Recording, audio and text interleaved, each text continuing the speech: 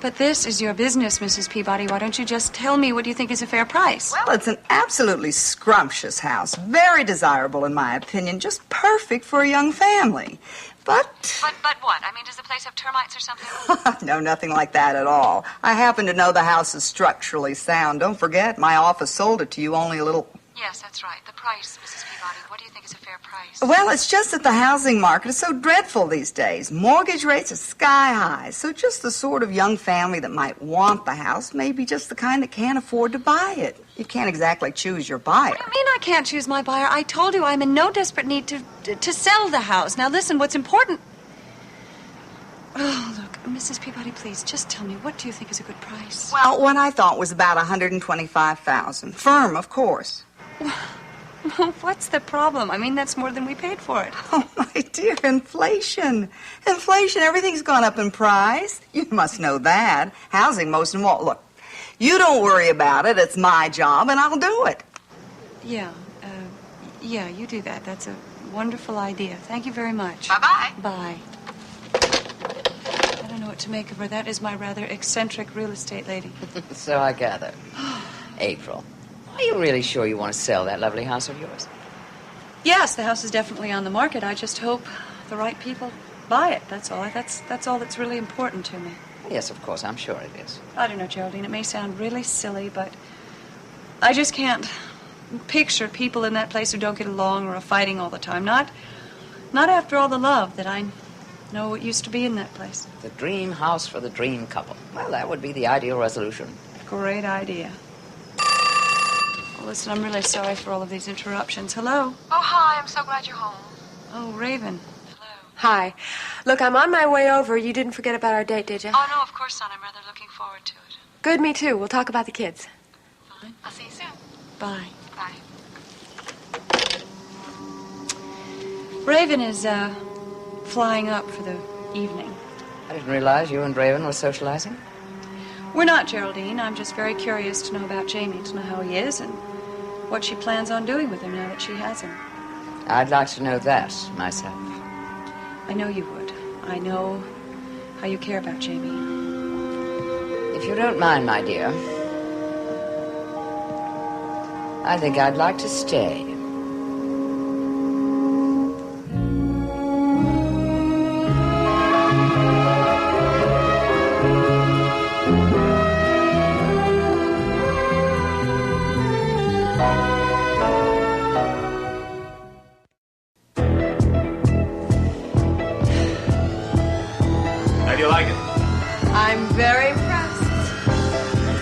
Put your dancing shoes too far back in the closet. I think there's a possibility that we could open this weekend. You know, I think you're going to have half the population of Monticello standing in line to get in here. Hopefully. However, don't get too wrapped up in your new toy because you have a little something to do tonight, remember? I know what you're talking about, Raven, but you have to realize that the unicorn is my first priority. Don't you go back on your word. I'll never forgive you. I don't remember giving you my word. Everyone knows when I blow in your ear, you follow me in. Let me switch off the music.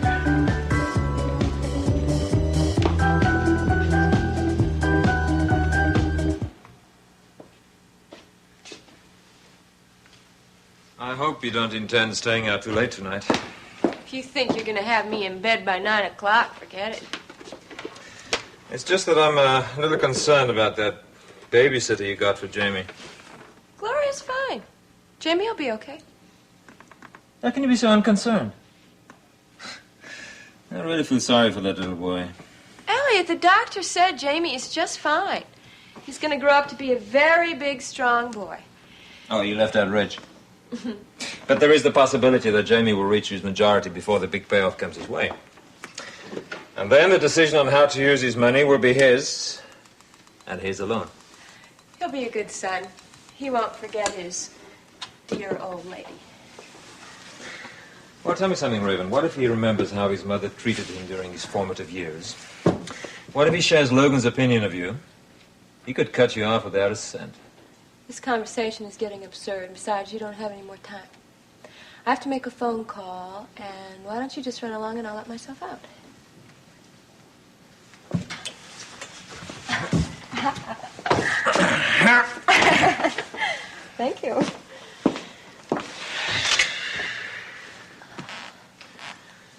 Wish me luck. Good luck.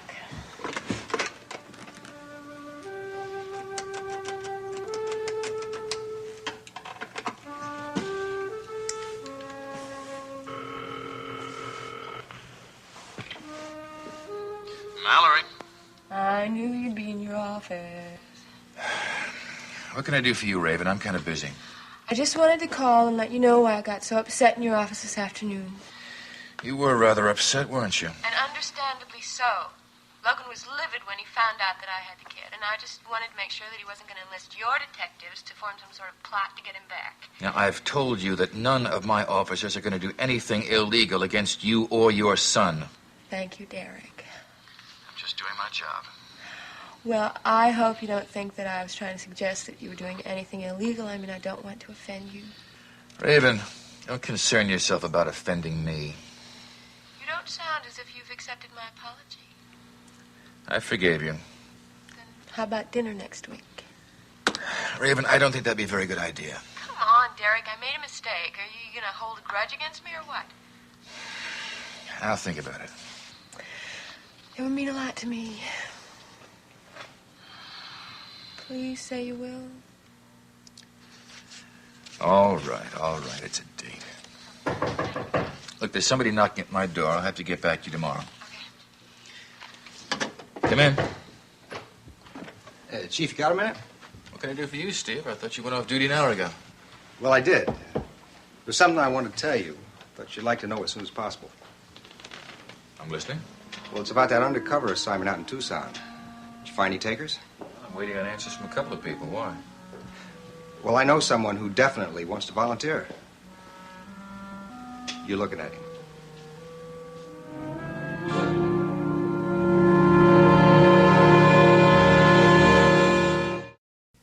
Well, you said I was perfect for the job. Your name's at the top of my list, but the decision's got to come from you. Well, okay. I'll clean out my desk, grab the assignment sheet, and be on my way. I trust you've thought this all through. You know, you're going to get mixed up with a pretty rough crowd. I can handle myself. I know you can. I know you can, Steve, but for God's sake, don't blow your cover. Don't let them find out you're a cop. Well, I won't tell if you don't. And that 3 months? That's only an estimate. If these hoods decide to hide under their rocks a little while longer, there's no telling how long this could take. And once you're there, it's for the duration. No problem. Frankly, I'm a little surprised. When I first talked to you about this assignment, you didn't seem very enthusiastic. Well, I realized the Monticello PD could get along fine without me. I'm going to miss you. I'll send you a picture postcard. Steve, seriously. There's going to be no picnic. Come on, what made you change your mind? Well, the idea of the assignment always appealed to me. I wasn't crazy about leaving Monticello, though. Sure, I know it's your home. Your friends are here. Hey, I'll be back in 3 or 4 months. We'll see who turns out to greet me, all right?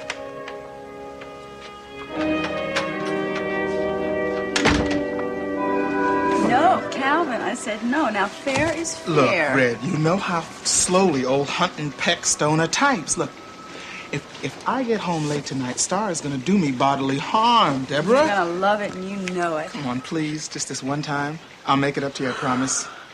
How can I refuse? Okay, so you get to file and I get to type. Thank you. Yeah. Now, let's see. Something. Read. Don't quite know what yet. Careers, have this done and get out of here.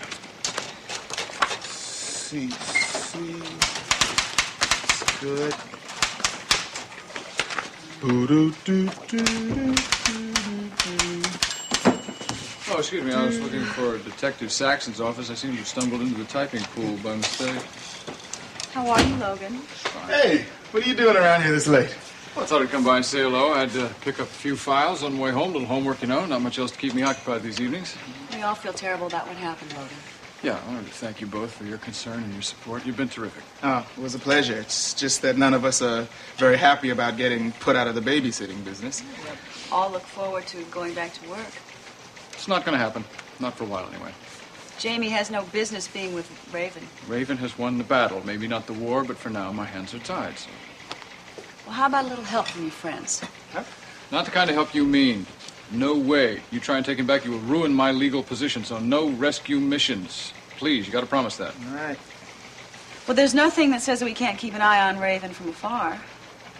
Now, that might be an idea. I mean, if she knew we had a little kind of casual surveillance going, it might make her very careful to mind her P's and Q's. Who's to say it isn't a coincidence that I run into Raven every couple of days in the park? There's a mighty thin line between coincidence and harassment. Raven cannot be trusted with Jamie. If I find out she's been mistreating him, no matter what you say, Logan, that boy is not staying with her.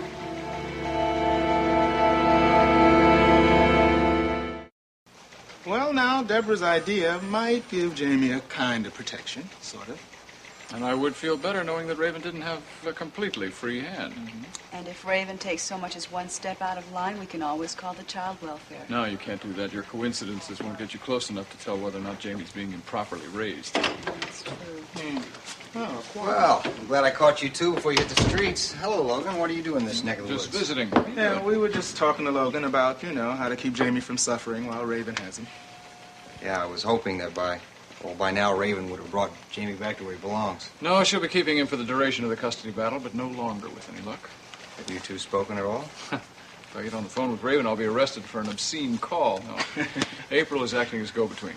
I don't envy her. Well, I hate to put her in that position, but at least Raven will talk to her. Yeah, at least there are some lines of communication being kept open. Maybe April will be able to find out what's on Raven's mind. Keep us posted. Will do. Listen, I gotta go.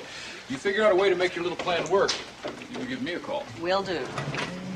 Say, you should hear the great plan Red came up with for keeping tabs on Jamie. Yes, we may be back in business, Steve. Well, I'm afraid you'll have to do this one without me. Oh, and you, a charter member of the Jamie Swift fan club. I'm shocked. I have something to tell you. I hope you understand. What's up? Well, I just told Mallory I was going to take that assignment in Tucson. Hey, I'm going out west.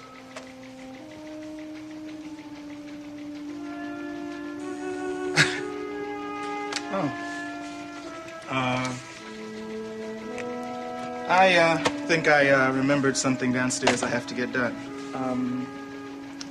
Look, why don't you stop by the locker room on your way out, huh?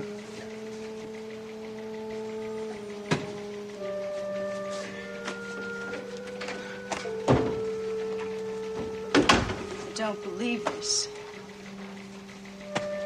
It's a peach of an assignment. You said yourself, if a woman could go, you'd be on the plane. All I said this afternoon was that I didn't want to marry you, Steve. At least not right now. When? I don't know when. But I didn't mean I wanted you out of my life. Well, it's not like I'm going off to the French Foreign Legions. I'll be back, maybe. You know I'm going to be miserable without you. What are you trying to do, spite me? I'm doing this because I love you. Really? Hey, you think it's going to be easy on me not to see you for a while? You don't have to go, Steve. Well, at this point, I don't know what else to do to help you figure out how you feel about me. You know how I feel about you. I don't. I mean, you say you love me, but you don't want to marry me. Look, I know you're hurt. Are you trying to get away from me? Is that it? No. I want to be very close to you. And I guess it'll take being 2,000 miles away. You told me it was just going to be the two of us. What is she doing here? Raven, Geraldine and I were discussing station matters when she found out you were coming. She asked me if she could stay because she was very interested to hear how Jamie is doing. I have nothing to say to her. Some friend you turned out to be. Raven, we can discuss this rather calmly. I simply want you to know, Raven, that I find your behavior utterly reprehensible. You have managed to disturb any number of lives simply to satisfy some selfish motive of your own. You have no right to judge me like that, and it's none of your damn business. On the contrary. If it has to do with Logan and that baby, it is my business, damned or otherwise. I have a good mind to write Nadine. I have no doubt your mother would be very much interested in finding out exactly how her daughter is spending her time. Don't you dare do that. after all. Nobody on this side of the Atlantic has been able to talk any sense into you. Perhaps she can. What are you going to say to her? That I love Jamie so much I couldn't bear to be without him? That for the first time in my life I know exactly what it is I want to be, a mother to my child. Not a very convincing performance, Raven, so don't wait for applause. Those are the reasons I took Jamie, and I'll swear to it on my mother's life. Raven, Geraldine is only interested in Jamie's welfare. You have to understand that. I've already talked to Nadine anyway. I told her exactly what happened and why. And does she know there are two sides to the story? If you write her a letter with some piece of fiction, it's going to upset her a great deal. I can assure you I have no desire to inform Nadine that Raven is acting like the same old Raven. But Jamie is her grandson, and she has a right to know. Look, Nadine has enough problems right now. She doesn't need you to add to them. She hasn't been feeling very well. I didn't know that Nadine had been ill, but then I haven't heard from her in some time. Well, that's probably why she didn't want to upset you. And if you send her a letter giving her all this conflicting advice, she's going to get so upset it might kill her. Somehow. I don't think that's likely. But all right, Raven, I'll leave Nadine out of this. Thank you. Please, put aside this childish desire for revenge and give Logan back his son. Is it so unfathomable to you that I should want to raise my own baby? Considering your past behavior, I don't think you can blame anyone for being skeptical. I can't believe that you want this responsibility. Well, I do, and you just wait and see. I'm going to be the best mother in the world. And if you're that conscientious, then what are you doing here? Why aren't you home with Jamie, where you belong? I have a very competent nurse babysitting for Jamie. I see. Well, if you'll excuse me, I think I'd better go. I don't see that anything can be accomplished here this evening. April, I hope you'll forgive this little display. Perhaps we could meet again sometime later in the week. I'll call you tomorrow. We'll set a time. Raven, let me give you a little piece of advice before I go. Be very careful what you do in this situation, or so help me, you'll live to regret it. Is that a threat? No, my dear. That is a promise.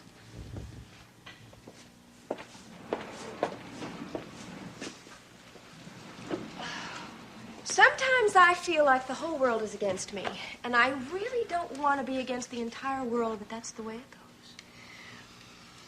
Raven, the whole time you were in England, Geraldine and Logan took care of Jamie. They are both extremely attached to that baby. You're on their side? I am on no one's side. Look, I'll tell you one thing, though. It upsets me tremendously to see how depressed Logan is about this whole sordid mess. He worries about Jamie constantly. Well, I want to be reasonable about it. I mean, I'm willing to give him visitation rights. Oh, well, Raven, that's just too generous of you. April, I am simply a mother who loves her baby and wants to raise him. Is there anything so terrible about that? No. You're a mother, you should understand. I personally dread the thought of Julia ever being away from me. Well, if I lose Jamie, I'll just want to curl up and die. I don't want him to take my baby away from me. Well, that is something that you have to sit down with Logan and decide between yourselves. You could help me if you wanted. Oh, come on, me. Yes, you could give me that letter that I gave you. It would make all the difference in the world. Would you do that for me?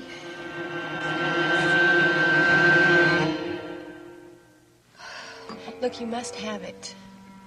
It's much too important a piece of information to just throw away.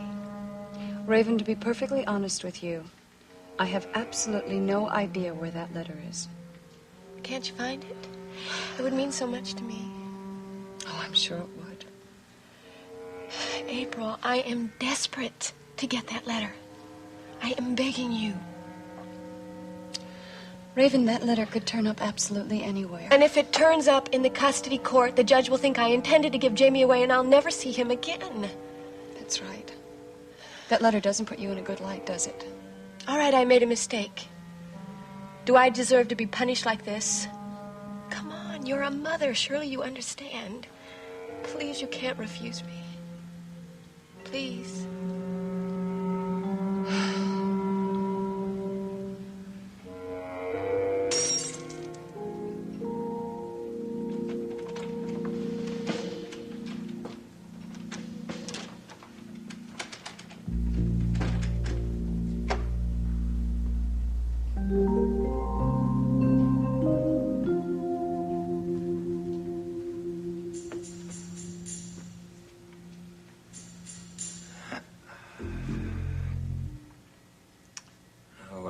best out looking for that letter.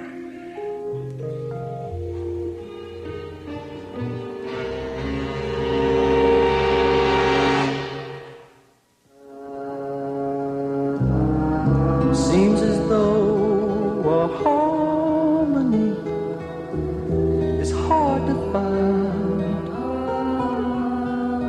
always on our mind.